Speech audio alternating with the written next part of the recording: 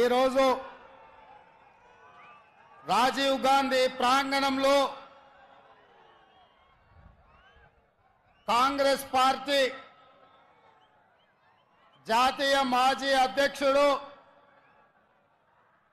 మన అభిమాన నాయకుడు శ్రీ రాహుల్ గాంధీ గారు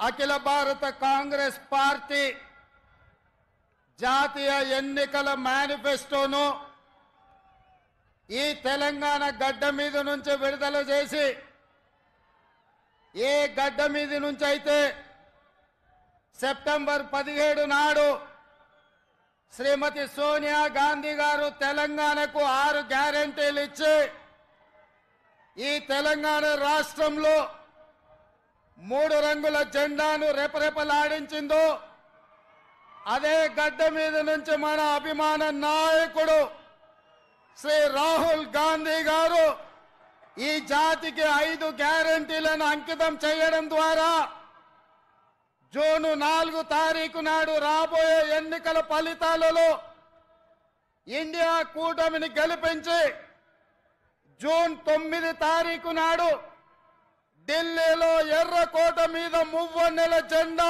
ఎగరేయడానికి ఈ రోజు వారు ఇక్కడికి రావడం జరిగింది.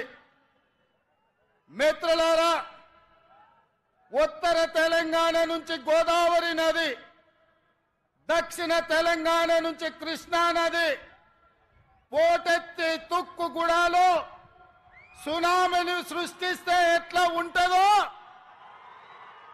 వందలు వేలు లక్షలలో కాంగ్రెస్ పార్టీ కార్యకర్తలు రాజీవ్ గాంధీ ప్రాంగణం తుక్కుగూడలో కదము తొక్కితే ఆనాడు బీఆర్ఎస్ ను తుక్కుగా ఎట్లా తొక్కిండ్రో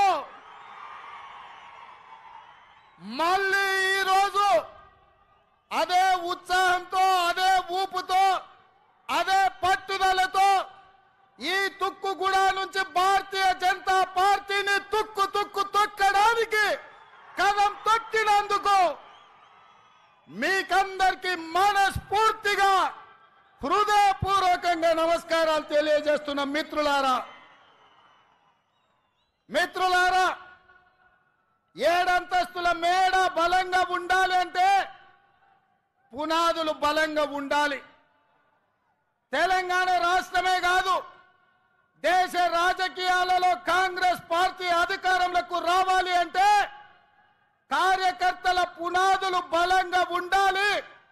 తండాలలో, గూడాలలో, మారుమూల పల్లెల్లో, పట్టణాలలో మీలాంటి లక్షలాది మంది కార్యకర్తలు కాంగ్రెస్ పార్టీ సైనికులై 100 అంతస్తుల మేడలను నిర్మించాలన్నా మీరు సైనికులుగా నిలబడి కొట్లాడినప్పుడే పార్టీ నిలబడుతుంది. ఎన్ని కష్టాలు వచ్చినా, ఎన్ని నష్టాలు వచ్చినా, ఎన్ని కేసులు పెట్టినా, ఎంతమంది జైల్లో పెట్టినా మీ రక్తాన్ని చెమటగా మార్చి మీ ఊపిరినైనా వదిలిండ్రు గాని ఈ మువ్వన్నెల జెండా వదలలేదు. మీ శ్రమతోనే, మీ కష్టంతోనే, మీ త్యాగంతోనే ఈ తెలంగాణ రాష్ట్రంలో ఇందిరమ్మ రాజ్యం ఏర్పడ్డది.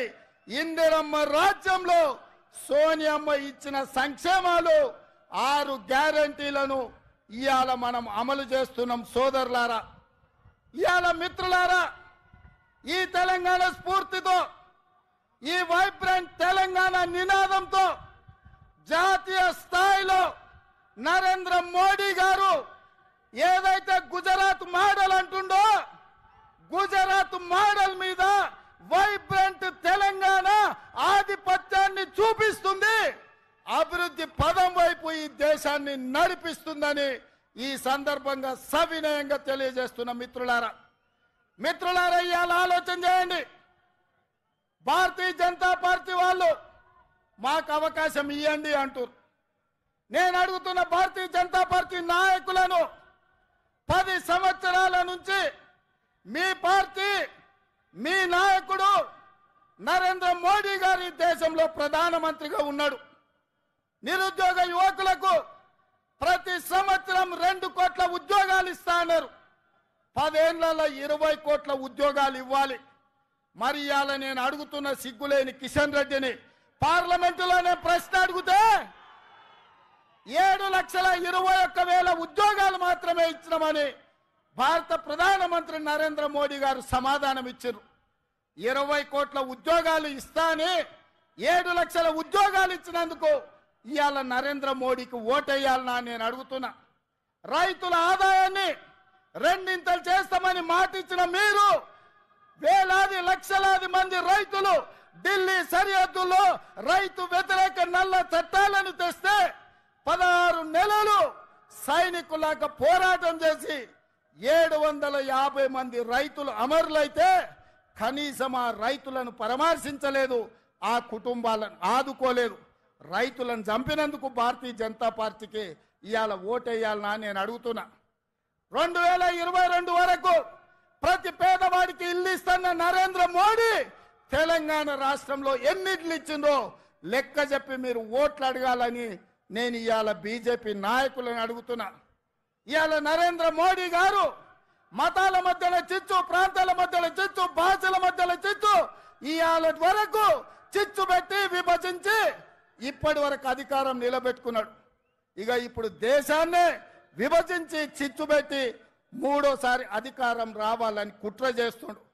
ఇవాళ దక్షిణ భారతదేశం ఉత్తర భారతదేశం మధ్యలో చిచ్చు పెట్టి దేశాన్ని విభజించే పరిస్థితి నరేంద్ర మోడీ గారు తెచ్చిండ్రు. అందుకోసం ఓట్లు వేయాలనా నేను అడుగుతున్నా. అంతెందుకు మిత్రులారా, హైదరాబాద్ నగరంలో వరదలు వచ్చినాయి, లక్షలాది మంది నిరాశ్రయులైన ఆనాడు ఢిల్లీ నుంచి నరేంద్ర మోడీ నుంచి ఒక్క పైసైనా సికింద్రాబాద్ ఎంపీ కిషన్ రెడ్డి తెచ్చిండా? సిగ్గులేని కిషన్ రెడ్డి మునిగిపోతే ఒక్క పైసదేలే. ఇవాళ ఏ ముఖం పెట్టుకొని ఇవాళ ఓట్లు అడుగుతున్నామని నేను చెప్తున్నా. అందుకే మిత్రులారా, నరేంద్ర మోడీ అన్న నమో అంటే నమ్ముతే మోసం. 10 ఏళ్ళు ప్రధానమంత్రిగా ఉన్నాడు, ఇవాళ మళ్ళీ ఓటేయమంటుండు. బీజేపీకి ఓటేస్తే ఆయన మన చంద్రమండలానికి రాజైతాడా? 10 ఏళ్ళు ప్రధానమంత్రిగా ఉండి పాలమూరు రంగారెడ్డి ఎత్తిపోతల జాతీయ ప్రాజెక్ట్ ఇవ్వలే, ఐటీఐఆర్ కారిడార్ ఇవ్వలే, విశాఖ మనకు బయ్యారం ఉక్కు కర్మాగారం ఇవ్వలే, రైల్వే కోచ్ ఫ్యాక్టరీ ఇవ్వలే, గిరిజన యూనివర్సిటీ నిన్నగాక మన్నిచ్చిండు. 10 ఏళ్ళు అయింది. రాష్ట్ర పునర్విభజన చట్టంలో కాంగ్రెస్ పార్టీ ఇచ్చిన హామీలు ఏవి అమలు చేయలే. 7 మండలాలను ఆంధ్రప్రదేశ్కు తాకట్టు పెట్టిండు. అందుకే మిత్రులారా, నరేంద్ర మోడీ భారతీయ జనతా పార్టీని ఏ విధంగా అయితే బీఆర్ఎస్ ను బొందబెట్టిండ్రో బీజేపీని కూడా బొందబెట్టే వరకు మనము నిద్రపోవద్దు. ఇదే పట్టుదలతోని, ఇదే పోరాట స్ఫూర్తితోని బీజేపీని ఓడించాలి. ఇక నిన్నమన్నా ఆ మధ్యలన్నీ కుక్కలు మొరిగినాయి. నిన్నమన్న ఒక నక్క బయలుదేరింది, మొన్న సూర్యాపేటకు పోయింది, నిన్న కరీంనగర్ పోయింది. ఆయన అంటుండు నన్ను ఏం బిక్తారు మీరని. మొన్న మాట్లాడింది మీరు చూసుంటారు, కేసీఆర్ గారు మాట్లాడింది, నా ఎంటిక కూడా బీకలేరని మాజీ ముఖ్యమంత్రిగా మాట్లాడిండు. ఇది మాజీ ముఖ్యమంత్రి మాట్లాడే భాషనేనా? భాష గురించి, భావం గురించి, ప్రజా సమస్యల గురించి మాట్లాడే చంద్రశేఖర్ రావు 10 సంవత్సరాలు ఈ తెలంగాణ రాష్ట్రంని పట్టి పీడించి వేధించి దోచుకొని దోపిడి దొంగలాక అడవి పందుల్లాక తెలంగాణ రాష్ట్రాన్ని సర్వనాశనం చేసి 10 సంవత్సరాలలో 100 సంవత్సరాల విధ్వంసం చేసినావు. ఇవాళ మమ్మల్ని ఎంటిక బీకలేరంటావా? మా కాంగ్రెస్ పార్టీ కార్యకర్తలు అనుకుంటే నీ ముడ్డి మీద డ్రాయర్ కూడా ఉండదు పీకడం మొదలు పెడితే. బిడ్డ నువ్వు అనుకుంటున్నావేమో కాలు ఇరిగిందని, లేకపోతే కట్టెపట్టుకొని నడుస్తున్నా అని, కూతురు జైలుకు పోయిందని, అధికారం కోల్పోయిందని. కొంతకాలం మేము సంయమనం పాటించినాం. ఏ మనిషికైనా కష్టం వచ్చినప్పుడు మేము మానవత్వంతో మీ గురించి మాట్లాడకుండా మర్యాద పూర్వకంగా వ్యవహరించినాం. ఇవాళ నువ్వు అనుకుంటున్నావు నువ్వు ఏది పడితే అది మాట్లాడితే చూస్తూ ఊరుకుంటామని. చూస్తూ ఊరుకునేటోడు ఎవరు లేరు. నేను పెద్దలు జానారెడ్డి గారి లాగా కాదు, నేను రేవంత్ రెడ్డిని బిడ్డ. అంగిలాగు ఊడదీసి నువ్వు మాట్లాడే లత్కోర్ లఫంగ మాటలకు చెర్లపల్లి జైల్లో చిప్పకూడు తినిపిస్తా బిడ్డ. నువ్వు అనుకుంటున్నావేమో ఆనాడు చెప్పినా ఈనాడు చెప్తున్నా, నువ్వు పేదలకు డబుల్ బెడ్రూమ్ ఇల్లు కట్టియలే, నేను మాత్రం నీకు తప్పకుండా డబుల్ బెడ్రూమ్ ఇల్లు కట్టిస్తా చర్లపల్లి జైల్లో.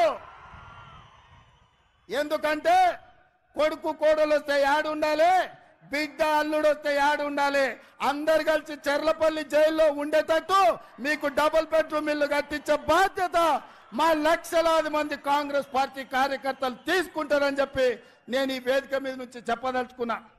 అందుకే మిత్రులారా, మీరు ఆలోచన చేయండి.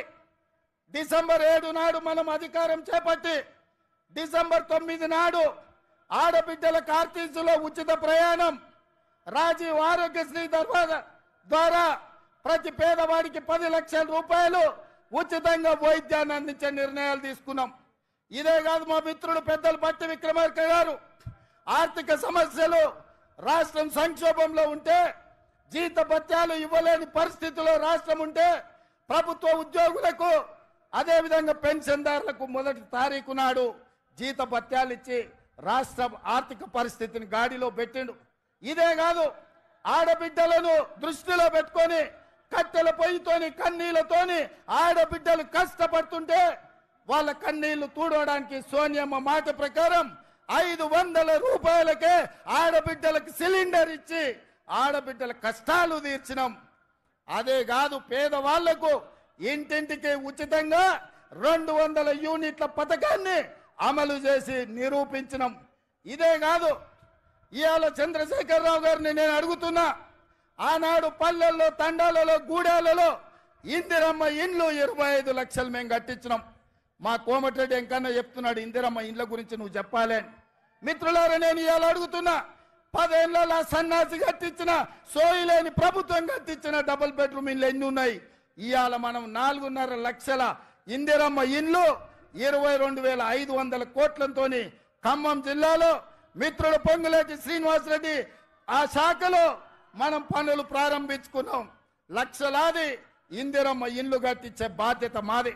నేను అందుకే ఇవాళ సవాలు విసురుతున్న చంద్రశేఖరరావుకు, డబుల్ బెడ్రూమ్ ఇల్లు కట్టించిన ఊర్లలో నువ్వు ఓట్లాడుగు, ఇందిరమ్మ ఇండ్లు ఉన్న ఊర్లలో మేము ఓట్లు అడుగుతాం, మీకు డిపాజిట్లు వస్తే చూసుకుందామని చెప్పి నేను సవాలు విసురుతున్నా. అందుకే మిత్రులారా, ఇవాళ ఈ రాష్ట్రంలో జరగబోయే ఎన్నికలు నేను ఒక్క మాట ఈ వేదిక మీద నుంచి సూటిగా నరేంద్ర మోడీ, కల్వకుంట్ల చంద్రశేఖరరావుకు విసిరదలుచుకున్నా. నేను, నా మిత్రులు, నా సహచర మంత్రివర్గం 100 రోజుల్లో మా పరిపాలన మీ ముందల పెట్టినాం, మా పాలసీలు మేము అమలు చేసినాం. ఇవాళ నేను అడుగుతున్న మిత్రులారా, 100 రోజుల్లో మేము మంచి పాలన ఇస్తే, సంక్షేమ పథకాలు అమలు చేస్తే, 6 గ్యారంటీలు అమలు చేయడానికి చిత్తశుద్ధితో ప్రయత్నం చేస్తే తెలంగాణ రాష్ట్రంలో మమ్మల్ని 14 సీట్లలో గెలిపించండి. ఒకవేళ మా పాలన సరిగ్గా లేకపోతే మాకు ఓటు ఇవ్వాలనో లేదో మీరు ఆలోచన చేయండి. మేము ఈరోజు నిజాయితీగా కడుపు కట్టుకొని కష్టపడి రోజుకు 18 గంటలు నిరంతరం కష్టపడి ఇవాళ 6 గ్యారెంటీలను అమలు చేసి ఇవాళ మీ ముందుకు వచ్చినాం. అందుకే తెలంగాణ సమాజానికి మేము భవిష్యత్తులో మంచి పాలన అందించాలి, ఢిల్లీ నుంచి నిధులు తెచ్చుకోవాలి, ఢిల్లీ నుంచి అనుమతులు తెచ్చుకోవాలి అంటే తెలంగాణ నుంచి 14 ఎంపీలు మాకు కావాలి. ఇవాళ రాహుల్ గాంధీ గారిని ఈ దేశానికి ప్రధానమంత్రిని చేయాలి అంటే తెలంగాణ రాష్ట్రం ఇచ్చిన సోనియమ్మ బిడ్డ కన్యాకుమారి నుంచి కశ్మీర్ వరకు 4000 కిలోమీటర్లు మండు టెండల్లో, మంచు కొండల్లో తెలంగాణలో కూడా 22 రోజులు పాదయాత్ర చేసిండు. ఈ దేశంలో ఏ నాయకుడైనా పేదల కోసం, దళితుల కోసం, గిరిజనుల కోసం, మహిళల కోసం, మైనార్టీల కోసం, యువకుల కోసం 4000 కిలోమీటర్లు ఎవరైనా పాదయాత్ర చేసిండ్రా?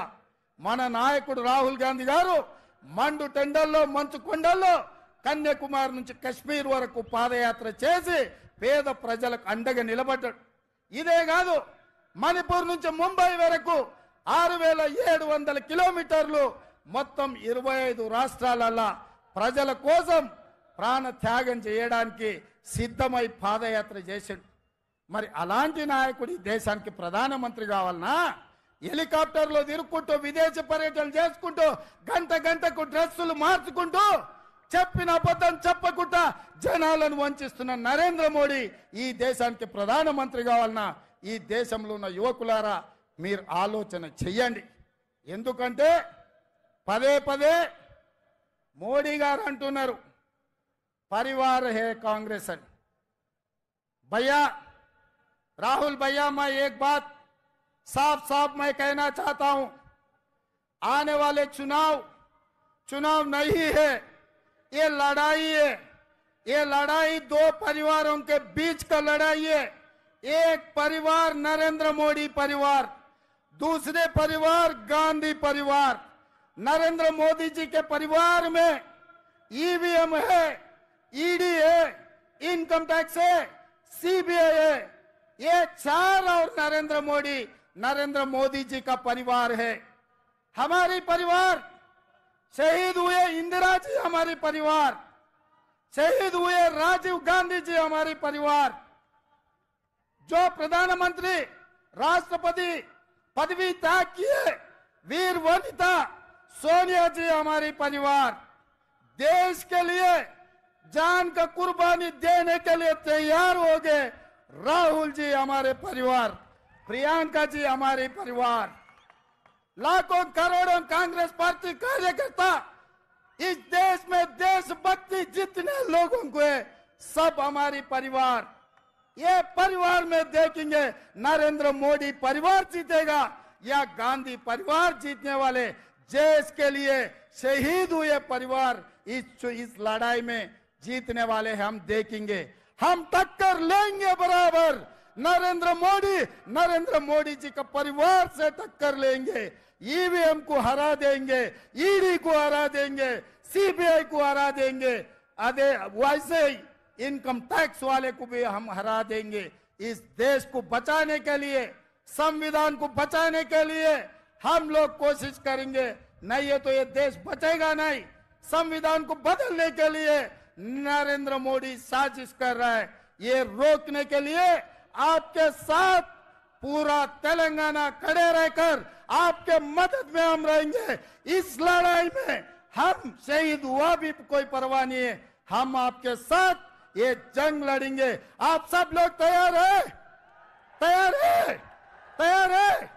तैयार है? जो तैयार है सब खड़े रहो। आने वाले चुनाव में రాబోయే ఎన్నికల్లో రాహుల్ గాంధీతో నిలబడి రాబోయే యుద్ధంలో పోరాటం చేసే వాళ్ళందరూ చేతులెత్తి నిలబడండి, అందరూ చేయి పైకెత్తండి. జై కాంగ్రెస్, జై జై కాంగ్రెస్. హస్తం గుర్తుకే తెలంగాణ నుంచి 14 మంది ఎంపీలను గెలిపేయనికే సిద్ధమా? సిద్ధమా?